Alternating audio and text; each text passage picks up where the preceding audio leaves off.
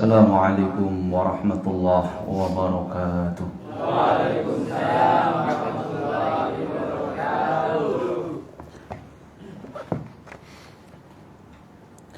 Alhamdulillah wassalatu wassalamu ala Rasulillah wa ala alihi wa sahbihi wa man tabi'ahu bi ihsan ila yaumil qiyamah wa ba'd. Kita lanjutkan ma la yasa' al-muslim jahluhu. Iman sudah kita bahas maknanya. Lalu rukun iman secara global. Nah, dari ma la yasa' al-muslim jahluhu, apa yang tidak boleh tidak diketahui dari seorang muslim. Maka yang pertama rukun iman yang 6 itu, ya. Kullun amana billah. Yang pertama adalah iman kepada Allah. Ini ingat pertama. Jadi hal yang pertama yang tidak boleh tidak diketahui oleh seorang muslim adalah tentang Allah. Dari mana kita mengenal Allah? Kalau dari dukun, nggak mungkin, ya kan? Man atakahinan, kata Nabi, siapa yang dia mendatangi dukun, paranormal, bahasa sini apa? Wong pinter, wong tua. Fasaddaqahu bima yaqul, lalu dia membenarkan apa yang dia ucapkan, faqad kadzdzaba bima unzila ala Muhammadin sallallahu alaihi wasallam. Maka dia sudah mendustakan terhadap apa yang diturunkan kepada Nabi Muhammad sallallahu alaihi wasallam. Jadi dari mana kita mengenal Allah? Maka kita mengenal Allah itu bukan dari para normal, bukan dari dukun, bukan dari filosofi, ahli filosofi, bukan dari dokter. Dari mana? Dari Al-Quran. Jadi rukun iman ini adalah satu paket, satu kesatuan. Kalau kita ingin mengenal Allah, tidak mungkin kita bisa mengenal Allah kemudian Allah biarkan membiarkan kebebasan kepada kita, silahkan cari sendiri siapa itu Allah.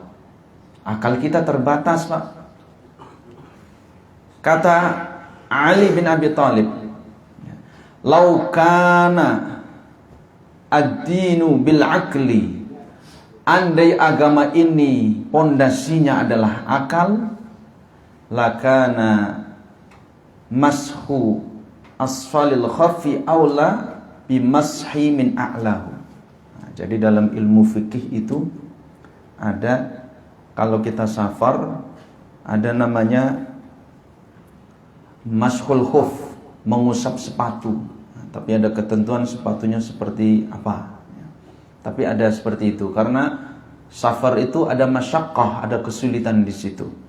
Nah, kalau kita berwudu, maka kemudian tidak perlu melepas sepatu, cukup diusap bagian atasnya. Nah, kata Ali bin Abi Thalib, andai agama ini pondasinya adalah akal, maka mengusap bagian bawah sepatu itu lebih utama daripada mengusap atasnya. Kenapa? Wong sing kotor kan sing nggon napak sing ngisor. Lah ngusap kok sing dhuwur kan?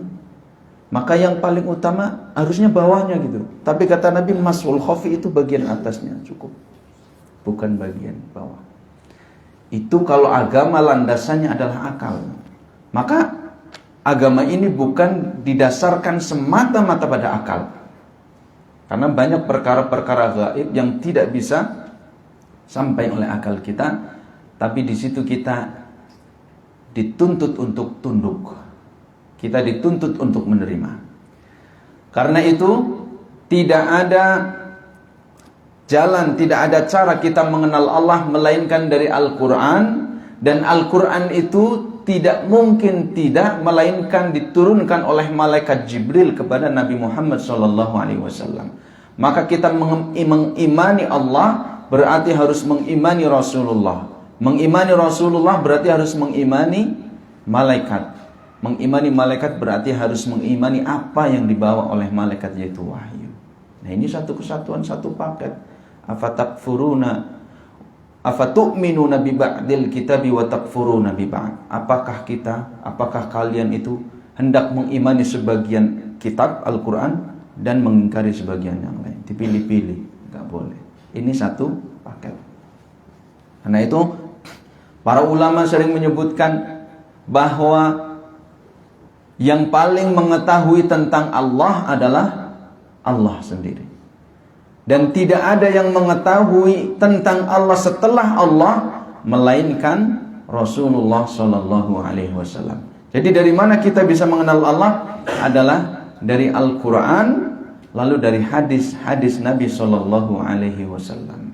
Karena itu ada istilah tak kenal maka tak sayang. Nah, kalau kita nggak mau mengenal Allah, nggak akan muncul rasa sayang, rasa cinta kita kepada Allah. Maka ini wajib untuk kita ketahui, yaitu mengenal Allah Subhanahu wa Ta'ala. Apa yang harus kita ketahui dari Allah? Apa yang harus kita imani dari Allah? Maka di sini di satr baris yang kedua, al-imanu wa hadha yatadhammanu al-iman bi jami'i ma akhbarallahu bihi an nafsihi. Maka ayat ini mengandung makna wajibnya beriman, percaya, yakin, ada ketundukan dari hati kita tentang semua apa yang dikabarkan oleh Allah tentang dirinya. Nah, dari mana kita tahu Allah, kabar-kabar tentang Allah dari mana? Yang paling lengkap adalah Al-Quran, tidak ada yang lain. Nah, karena itu yang dikeluhkan oleh Nabi Muhammad SAW. Inna qaumi ittakhadhu hadzal qur'ana mahjura. Ya Rabbi, wahai Rabbku, sesungguhnya kaumku ini menjadikan Al-Quran itu mahjur, hajar, yang dijauhi, ya, mahjur, semakin jauh dari Al-Quran. Itu dikeluhkan oleh Rasulullah SAW 1400 tahun yang lalu, diabadikan di dalam Al-Quran. Ya Rabbi, inna qaumi ittakhadhu hadzal qur'ana mahjura. Wahai Rabbku, wahai Allah, sesungguhnya kaumku menjadikan Al-Quran ini itu mahjur, sesuatu yang dijauhi. Nah, ini kita rasakan sendiri. Nah, kalau kita survei, nah, dari sekian yang hadir, berapa nih yang baca Qurannya lancar? Nah, berapa? Semuanya lancar, Pak? Suaranya cuma berapa ini? Ya, ada yang senyumnya malu-malu. Nah, Al-Quran itu berbahasa Arab. Butuh belajar kita untuk bisa membacanya. Nah, kalau kita tidak mempelajari isinya, tentu kita tidak tahu siapa itu Allah Subhanahu wa Ta'ala. Maka di sini kita harus tanamkan dalam diri kita. Yang pertama harus kita ketahui tentang Allah adalah semua apa yang dikabarkan oleh Allah Subhanahu wa Ta'ala tentang dirinya. Dari mana kita tahu itu? Dari Al-Quran. Maka kita dituntut untuk belajar membaca Al-Quran. Karena ini wajib hukumnya. Artinya ini satu rangkaian, satu runtutan. Kita diwajibkan untuk mengenal Allah. Karena di sini hadza yatadhammanul iman. Di sini ayat ini mengandung makna wajibnya kita beriman, percaya, yakin, tunduk, ada ketundukan hati kita tentang Allah. Dari mana kita tahu Allah? Dari Al-Quran. Bagaimana kita bisa memahami Al-Quran kalau kita nggak bisa membacanya? Bagaimana kita bisa mengenal, memahami Al-Quran kalau kita nggak bisa membaca isinya, mengenal isinya? Dari mana itu? Caranya adalah belajar Quran. Caranya belajar cara membacanya. Pelajari terjemahnya, pelajari tafsirnya. Ini satu rangkaian. Wa akhbarat bihi anhu rusuluhu. Yang kedua, semua yang dikabarkan oleh Rasulullah, oleh para rasulnya, oleh Rasulullah SAW tentang dirinya. Karena tidak semua disebutkan dalam Al-Quran. Dan Rasulullah Shallallahu Alaihi Wasallam sudah diutus oleh Allah, sudah ditugaskan oleh Allah. Wa anzalna ilaika dzikra litubayyina linnas. Allah itu menurunkan Al-Quran kepada engkau wahai Muhammad, litubayyina linnas. Tugas Nabi adalah menjelaskan. Nah, penjelasan-penjelasan Nabi itulah yang dimaksud dengan hadis. Qaulan, perkataan Nabi. Fi'lan, langsung yang dicontohkan oleh Nabi. Nah, dari situ kita akan tahu siapa itu Allah. Tahu tentang Allah Subhanahu wa ta'ala. Nah, apa yang perlu kita ketahui dari Allah? Yang pertama yang harus kita ketahui dari Allah itu adalah, bentar, saya ambilkan di sini.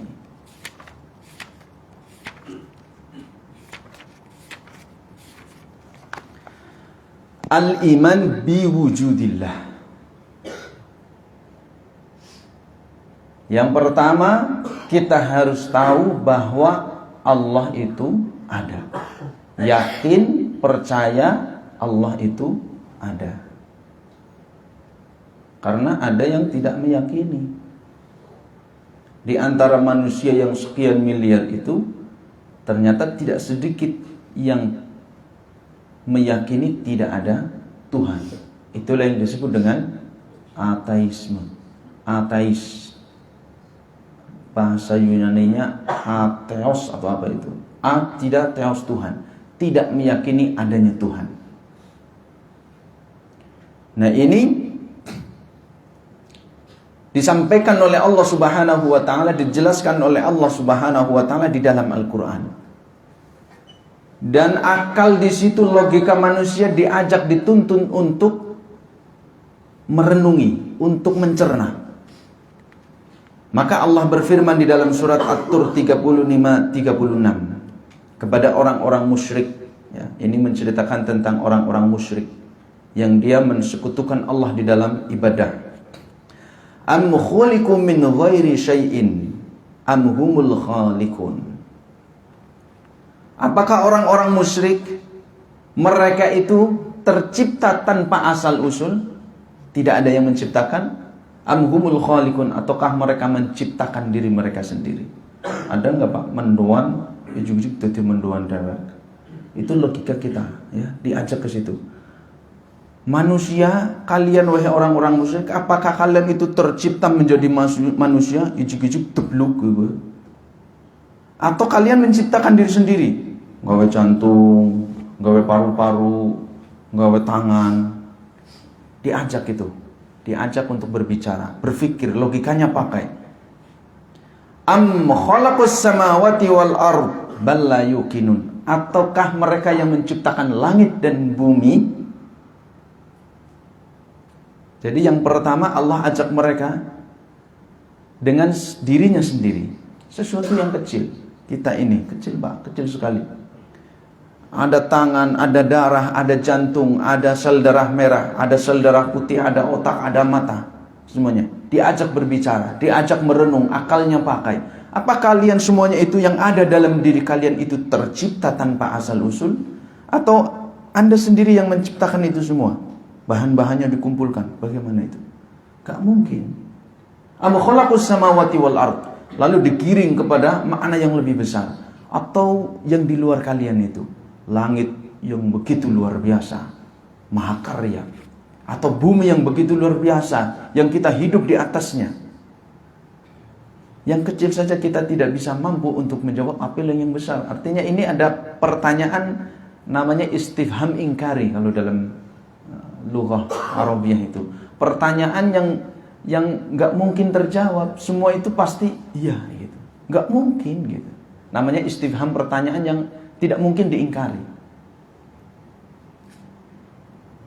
Maka dari sini menunjukkan tidak mungkin ada sesuatu objek itu tercipta dengan sendirinya.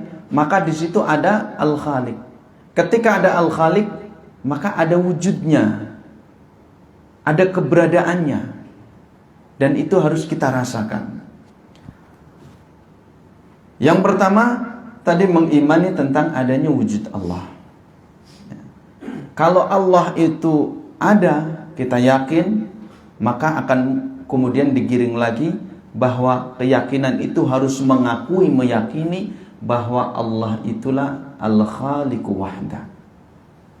Allah pencipta, satu-satunya pencipta. Ini harus kita yakini dengan benar. Maka Allah pun berfirman, ala lahul khalqu wal amru tabarakallahu rabbul alamin. Ketahuilah, lagi-lagi Allah mengajak kita, karena untuk sampai kepada pemahaman ini yang dipakai adalah otak ini, hati.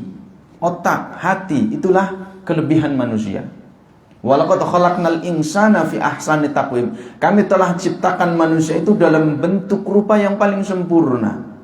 Kita melihat jerapah, luar biasa gitu kan. Lehernya kok bisa panjang, tapi ya pas ya gue loh. Pas ya Pak? Pas atau pas Pak? Jerapah kok lehernya panjang dawa gue loh. Mas Hendra lehernya sedawa jerapah kayak apa? Melebung ngene, gitu disit ya. Kan ngeri malah. Nah, walaqad khalaqnal insana fi ahsani taqwim. Bentuk rupa yang paling bagus itu manusia. Nah, kebagusan itu di mana? Keelokan itu di mana? Letaknya ditambah di mana? Yaitu akal. Hati yang bisa dipakai untuk mencerna. Kalau hewan itu sekedar naluri, tidak ada akal. Naluri itu ada. Naluri untuk membela dirinya, naluri untuk mencari makan, naluri untuk berlindung ketika ada hujan deras. Tapi manusia, dia ada akal, bisa mencerna. Ya. Bagaimana ketika ada hujan deras berlindung, tapi perlindungannya yang nyaman, yang enak. Nah, di situ bisa dicerna. Wallahu akhrajakum min butuni ummahatikum la ta'lamuna syai'an. Ya. Kita terlahir itu tidak memiliki apa-apa. Wa ja'ala lakumus sam'a, Allah berikan pendengaran. Hewan pun mendengar. Wal absar, penglihatan. Hewan binatang pun melihat. Wal fuada, itu yang tidak ada pada hewan makhluk Allah yang lain. Tidak ada hati di sini, ya, tidak ada hati di sini. Maka kita kadang melihat ada kucing makan anaknya sendiri. Ya. Kucing makan anak tikus. Nah, maka kalau ada manusia makan anaknya sendiri, namanya manusia tidak punya hati. Ya. Berarti sudah hilang itu.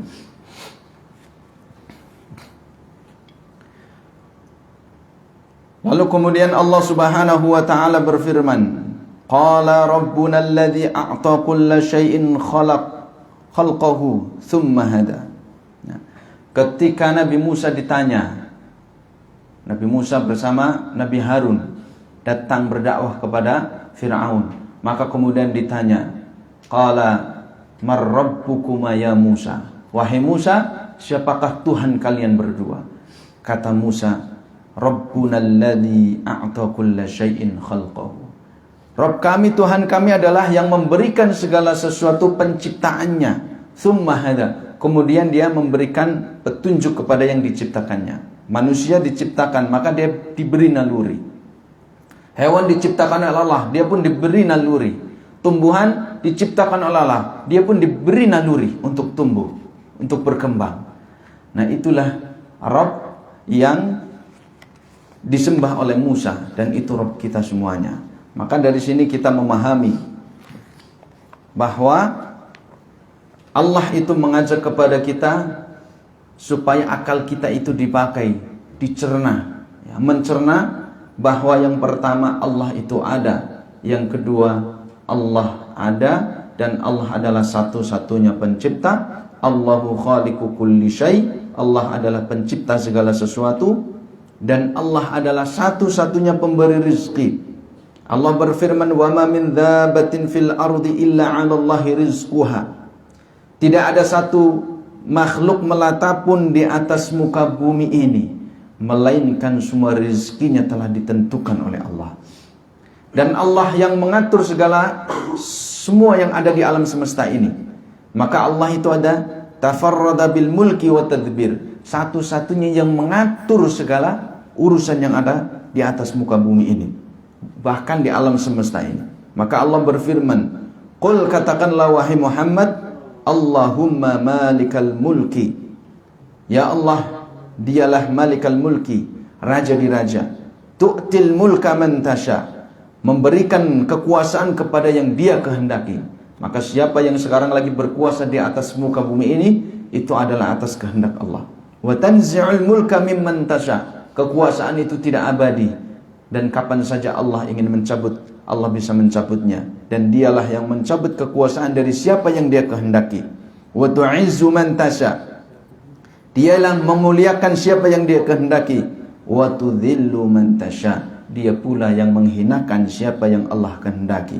Biyadikal khair, di tangan dialah segala kebaikan, di tangan engkaulah segala kebaikan ya Allah. Innaka ala kulli syai'in qadir, sesungguhnya engkau maha kuasa atas segala sesuatu. Tulijul laila fin nahar, engkaulah yang memasukkan malam ke dalam siang. Wa tulijun nahara fil laili, dan engkau pula yang memasukkan siang ke dalam malam. Wa tukhrijul hayya minal mayyiti, engkau yang mengeluarkan yang hidup dari yang mati. Wa tukhrijul mayyita minal hayy, dan mengeluarkan yang mati dari yang hidup. Wa tarzuqu man tasha'u bighairi hisab, dan engkau yang memberikan rizki kepada seseorang tanpa hisab, ya, tanpa ada perhitungan. Kafir dikasih rizki, mukmin dikasih rizki, semua makhluknya mendapatkan rizki dari Allah Subhanahu wa ta'ala. Maka dari sini bisa kita pahami, Allah mengajak kita supaya mengenal siapa itu Allah. Allah adalah satu-satunya pencipta. Allah adalah satu-satunya pemberi rezeki. Allah adalah satu-satunya yang mengatur alam semesta ini. Maksudnya apa? Ini. Allah itu ingin mengajak kepada kita supaya akal kita itu dipakai untuk mencerna. Kalau ini sudah muncul dalam diri kita, maka akan muncul ta'zim, akan muncul mahabbah. Ilustrasinya misalkan seperti ini. Dalam satu perusahaan, ada orang tahu, ada karyawan, ada bos. Kalau seorang karyawan dia tahu bosnya, dia yang ngatur masalah gaji, kemudian dia yang memberikan tunjangan, dia yang ngasih kesempatan untuk bisa naik jabatan, maka bawahan itu pasti akan menghormati atasan. Betul nggak? Ada orang bawahan berani berlagak seperti atasan? Nggak ada yang berani. Ya, siap-siap dicutak gitu kalau ada yang bawahan. Itu sudah hukum alam. Seorang bawahan, orang yang jabatannya lebih rendah, pasti dia akan menghormati, akan ada rasa ta'zim di situ, memuliakan orang yang jabatannya lebih tinggi. Nah, kalau seorang manusia, seorang hamba tidak mengenal Allah, Allah itu siapa? Tidak mengenal dia. Maka Allah ingin mengajak kita, Allah itu yang menciptakan kalian loh. Allah yang menciptakan istri kalian. Allah yang menciptakan apa yang kalian makan. Allah yang menciptakan bumi yang kalian pijak. Tempat kita untuk mencari maisha, kehidupan. Maka kalau sudah tahu, akan muncul ta'zim. Karena dia yang ngasih rezeki, maka akan muncul penghormatan, pengagungan kepada Allah Subhanahu wa ta'ala. Kalau sudah muncul ta'zim, bawahan sudah menghormati atasan, biasanya apa Pak? Yang ditampakkan oleh bawahan biasanya, Mas tolong ambilkan gelas di dapur. Nggih Pak, mantuk pasti. Ya ora Pak? Iya, gue malah pada mantuk. Nggih, mantuk bae kan? Nggih, pasti mantuk. Nah, kalau manusia sudah tahu siapa penciptanya, siapa yang mengatur alam semesta, siapa yang memberi rezeki kepada dia, ini semua adalah af'alur Rabb, af'alullah. Semua perbuatan Allah, menciptakan, mengatur, memberi rezeki, ini perbuatan Allah. Sesuatu yang dilakukan oleh Allah. Kalau itu dia meyakini satu-satunya dilakukan oleh Allah, maka akan muncul ta'zim itu. Nah, dari rasa pengagungan kepada Allah, apa yang akan muncul? Yang akan muncul adalah konsekuensi, maka al-amru wan nahyu. Ya, di situ ada ketaatan. Ya, seperti tadi, bawahan dia pasti akan nurut kepada atasannya. Nggih.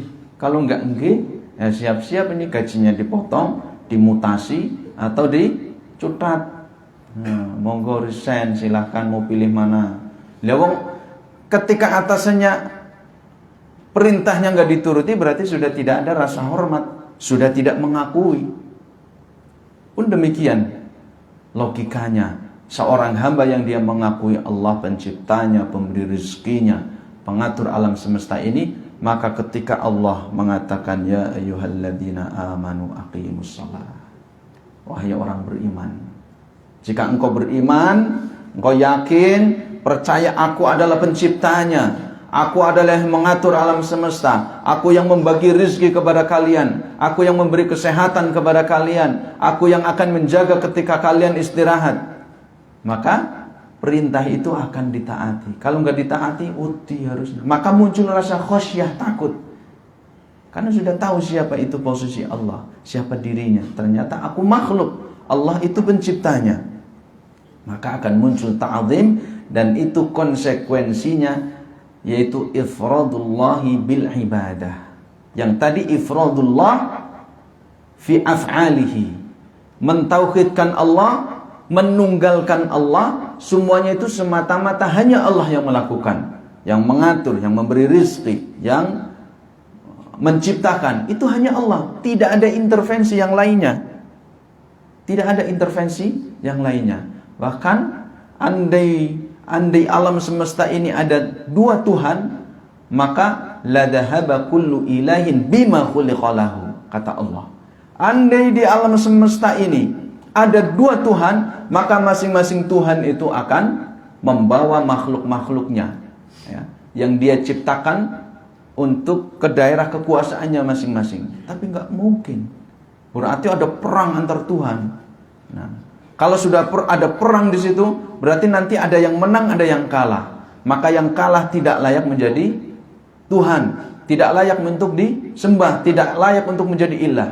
Yang menang itu adalah yang layak untuk menjadi ilah, layak untuk menjadi sesembahan. Maka ujung-ujungnya yang berhak untuk menjadi ilah, yang berhak untuk disembah, yang berhak untuk menjadi Tuhan, yang berhak untuk menciptakan, itu berarti hanya satu. Itu konsekuensi dari kita mengenal Allah Subhanahu wa ta'ala.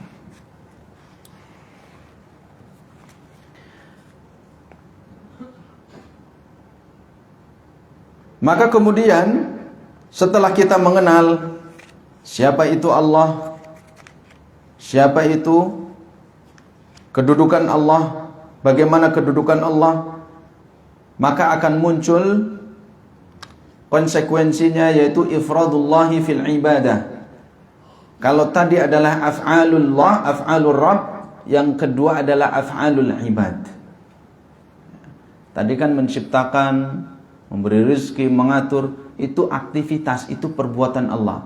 Maka perbuatan-perbuatan itu kalau kita yakini muncul keagungan, muncul pengagungan, muncul kecintaan, akan muncul kemudian af'alul ibad, perbuatan hamba. Nah, af'alul ibad ini, perbuatan hamba ini nanti hanya ditujukan kepada Allah Subhanahu wa ta'ala, karena dia meyakini dengan benar.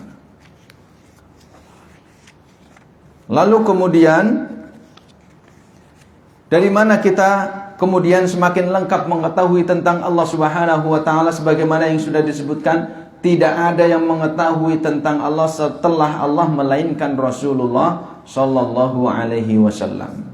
Maka kita wajib mengenal Allah itu bukan sekedar Allah penciptanya, Allah kemudian pemberi rezekinya, Allah yang mengatur semuanya. Kita pun dituntut untuk mengenal nama-nama Allah Subhanahu wa ta'ala dan mengenal sifat-sifatnya, lalu mengenal apa saja yang dilakukan oleh Allah Subhanahu wa ta'ala. Di antaranya misalkan, ini yang tidak disebutkan di dalam Al-Quran. Yanzilu Rabbuna tabaraka wa ta'ala fi thuluthil lailil akhir. Nah, itu tidak ada di dalam Al-Quran. Dijelaskan oleh Rasulullah sallallahu alaihi wasallam. Rasulullah menjelaskan bahwa Allah itu akan turun ke langit dunia pada sepertiga malam yang terakhir, wa dzalika kullal lailatin, dan itu akan terjadi pada setiap malam. Bukan malam Lailatul Qadar saja, bukan malam Ramadan saja, bukan malam Syawal saja, tapi setiap malam di sepertiga malam yang terakhir Allah itu turun. Nah, Allah itu turun.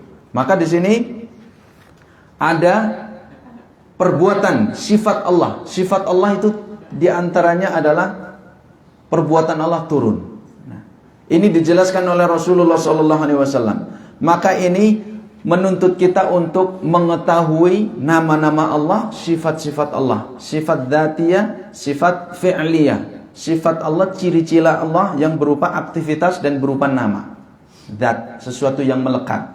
Maka para ulama kemudian dia mengambil satu aturan, ketentuan yang tidak boleh kita langgar. Mereka mengatakan bahwa al-imanu bi asma'illahi wa sifatihi kama ja'at fil Qur'anil azim wa sunnatil Mustafa alaihi afdhalus salatu wa taslim ala ma yaliku billahi subhanahu min ghairi ta'wilin wala ta'tilin wa min ghairi taqyifin wala tamthilin. Ini penting. Kita mengenal Allah. Ternyata Allah memiliki banyak nama. Allah memiliki banyak sifat.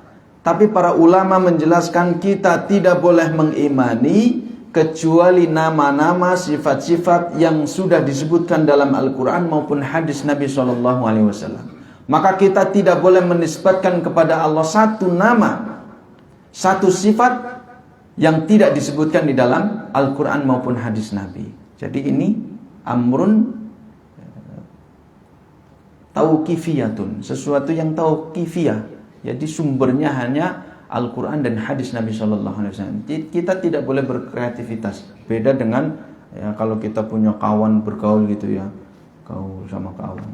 Karena dia misalkan sering, nama aslinya siapa misalkan? Nama aslinya Rasman. Ya, siapa? Rasman ya, Rasman. Tapi kalau ada apa-apa, misalkan dia berjalan sama teman, batirnya kepaduk, dewek ora kepaduk.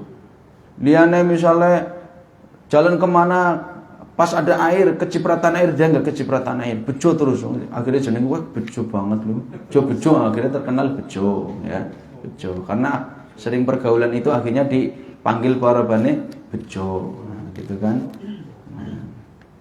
Anak saya misalkan namanya Muhammad Ruwaifi itu yang terdaftar. Tapi karena dia manggil Ruwaifi susah kecilnya, jadinya Awis. Nah sampai sekarang kalau dipanggil Awis, ya, jarang manggil Ruwaifi, Awis. Larang ya. Oh, iya. Jaruk apa sih ngelarang? Ternyata ada artinya ya, larang, Awis. Padahal asal usulnya itu dari dia nggak bisa mengucapkan Ruwaifi, Awis jadinya. Mbahnya nggak bisa manggil Ruwaifi, susah. Akhirnya Wifi. Sekarang manggil Wifi. Wah, tambah keren aja nih Wifi gitu. Nah, kalau dalam nama-nama Allah itu tidak boleh. Kita tidak boleh menisbatkan nama, menyandarkan sifat kepada Allah Subhanahu wa taala sesuatu yang tidak disebutkan di dalam Al-Quran dan tidak disebutkan oleh Rasulullah SAW. Maka ini terbatas. Lalu kemudian kita wajib mengimani apa yang sudah dijelaskan oleh Allah Subhanahu wa taala dalam Al-Quran. Wajib mengimani nama dan sifatnya yang sudah dijelaskan oleh Rasulullah di dalam hadisnya tanpa takwil. Takwil itu menyimpangkan makna dari makna aslinya. Tidak boleh ditakwil. Misalkan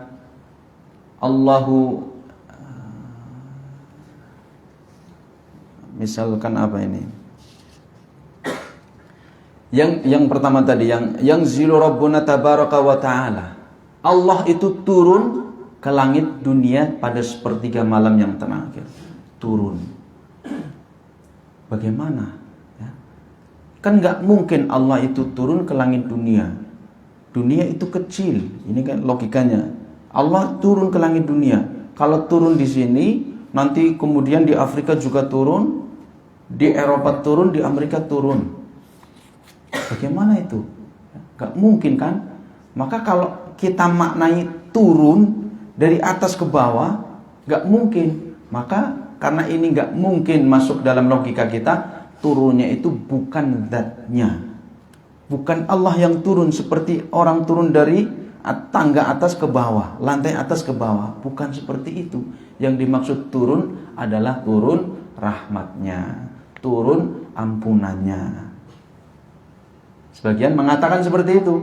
Padahal para ulama mengatakan min ghairi ta'wilin, tidak boleh ditakwil, tidak boleh disimpangkan maknanya. Kalau Allah mengatakan turun, ya turun. Makna turun itu apa? Berarti ada perpindahan di situ. Tapi yaliqu bi jalalihi, turunnya Allah ke langit dunia itu adalah sesuai dengan keagungan Allah Subhanahu wa taala. Tidak boleh ada di sini takyif, kemudian tidak boleh takyif, ada gambaran ilustrasi. Oh, mungkin turunnya seperti ini. Tidak. Turunnya turun. Ada perpindahan di situ, tapi yaliqu bi jalalihi, sesuai dengan keagungan Allah Subhanahu wa taala. Tidak sama seperti turunnya makhluk dari atas ke bawah. Laisa kamitslihi syai'un wa huwas samiul basir. Tidak ada yang sama Allah Subhanahu wa taala dengan makhluknya. Qul huwallahu ahad, Allahu samad, lam yalid wa lam yulad wa lam yakul lahu kufuwan ahad. Maka tidak ada yang sama. Wala tamtsil, tidak ada yang sama antara makhluk dengan Allah Subhanahu wa taala. Yang ini aja tidak sama. Kita sama-sama melihat, kucing punya mata, kita punya mata, mata kucing beda dengan mata kita. Kita punya kulit, kucing punya kulit. Kita punya telinga, kucing punya telinga. Tapi pendengaran kita berbeda dengan pendengaran kucing. Itu antar makhluk saja. Maka bagaimana dengan Allah Subhanahu wa taala? Maka tidak boleh ada takyif, mengilustrasikan. Yang jelas kita mengimani Allah Maha mendengar, Allah Maha melihat, Allah Maha kuasa, Maha tahu, Allah Maha mengetahui, memiliki ilmu. Tapi semuanya itu yaliku bijalalihi. Semua itu sesuai dengan keagungan Allah Subhanahu wa taala. Nah, dengan beriman demikian, mengimani tentang Allah Subhanahu wa taala, maka akan muncul keagungan, pengagungan dalam diri kita. Kemudian muncul ketundukan kita kepada Allah Subhanahu wa ta'ala. Itulah pentingnya bagaimana kita harus mengenal, dan ini yang tidak boleh terlewatkan dalam hidup kita. Mengenal siapa itu Allah, maka kemudian kita akan tunduk kepada Allah Subhanahu wa ta'ala. Demikian, karena waktunya sudah habis. Mudah-mudahan Allah Subhanahu wa ta'ala memudahkan kita untuk memahami setiap apa yang kita pelajari, dan Allah memudahkan kepada kita bisa mengamalkan setiap apa yang kita pelajari. Kurang lebihnya mohon maaf. Subhanakallahumma wa bihamdika asyhadu an la ilaha illa anta astaghfiruka wa atubu ilaik. Assalamualaikum warahmatullahi wabarakatuh.